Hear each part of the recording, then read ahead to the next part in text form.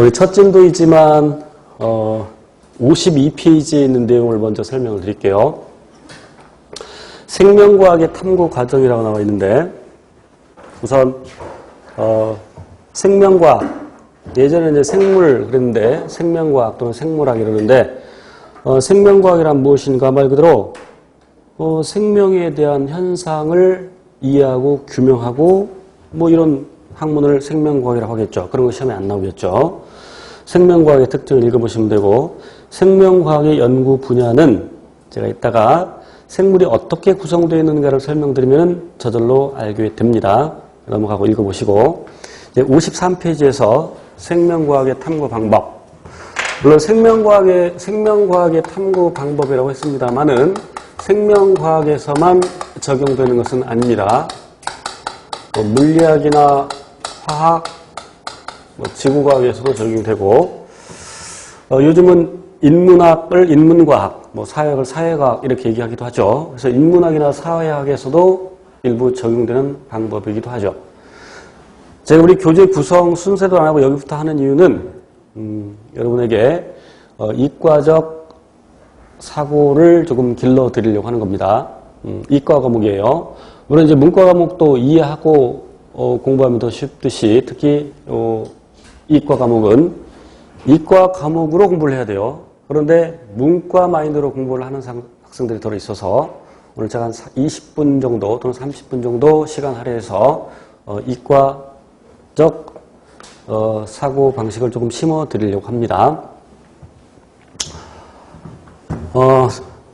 학교 다닐 때 과학이 어려웠던 것은 이과적 사고방식을 하지 않고 문과적 사고방식을 하면서 공부를 했기 때문일 건데, 크게 두 가지 방법이 있습니다. 귀납적 탐구 방법하고 연역적 탐구 방법이 있는데 시험에는 주로 연역적 탐구 방법이 나옵니다.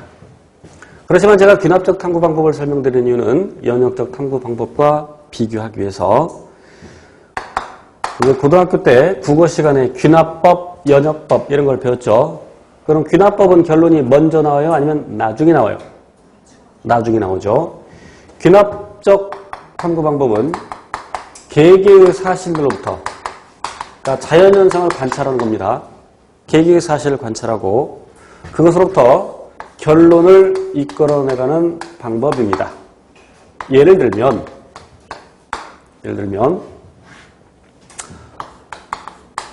꽃잎의 길이하고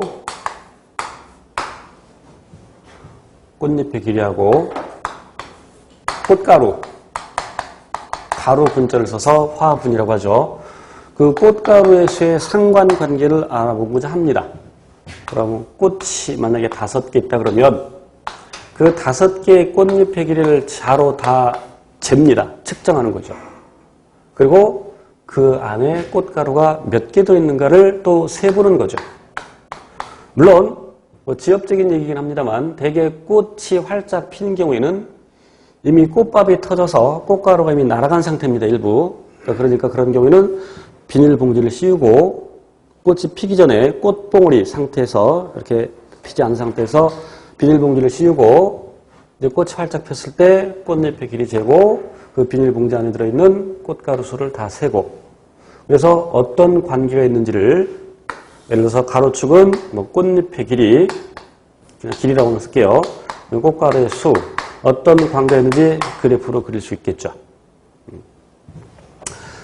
자, 이제 중요한 것은 연역적 탐구 방법인데, 귀납적 탐구 방법과 연역적 탐구 방법의 차이 중에 하나가 소위 가설 설정 단계가 있냐 없냐인데, 귀납적 탐구 방법에서는 가설 설정 단계가 없습니다. 가설 설정 단계는 연역적 탐구 방법에만 있다. 물론 연역적 탐구 방법도 어떤 사실을 관찰하고, 물론 자연현상을 관찰하고, 또는 문헌을 조사하다가, 책을 읽다가, 또는 논문을 읽다가, 자연현상 관찰로 설명을 해볼게요. 지금 설명이 딱 좋다. 친구랑 길을 가다가 이제 꽃집 앞을 지나게 됩니다. 그 화분에 국화꽃이 심어져 있는데 아직 꽃이 피지 않고 이렇게 봉오리만 맺혀진 상태에서 화분 2개를 사서 친구한테 하나 선물 주고 하나는 우리 집으로 가지고 왔어요. 한 일주일 정도 지나서 친구 집에 놀러 갔는데 친구네 집에 아까 내가 사준 국화꽃이 활짝 폈어. 근데 내 건 안 폈는데. 그러한 사실을 관찰하고 어떤 생각이 들까?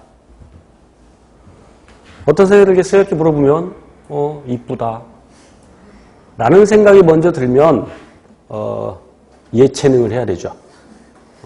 그거를 음악으로 표현하건 뭐 무용으로 표현하건 아니면 뭐 시를 쓰건 그런데 이과놈들은 물론 이과놈들도 예쁘다는 생각을 할 수 있지만 곧바로 무슨 생각이 드냐면 왜 그럴까? 라는 생각이 듭니다. 내 건 꽃이 안 폈는데 친구 건 왜 꽃이 폈을까? 그러한 단계를 문제인식이라고 합니다. 왜입니다. 왜? 왜 그럴까? 그럼 그 왜 그럴까에 대한 자기 나름대로의 답을 내릴 겁니다. 그것이 바로 가설이죠. 가설을 세웁니다. 자, 한번 세워봅시다.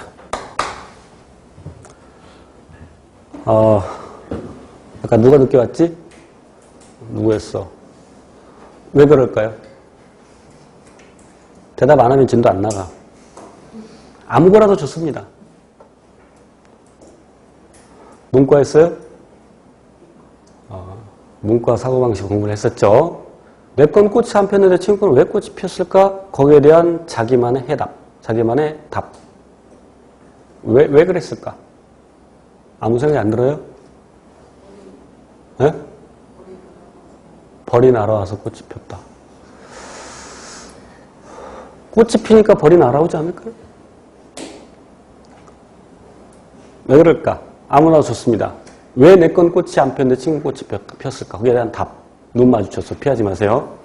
햇빛을 많이 받아서. 좋아. 햇빛을 많이 받아서. 여러분, 햇빛을 많이 받았다는 얘기는 빛이 세다는 얘기예요? 아니면 빛을 오랜 시간 동안 받았다는 얘기야?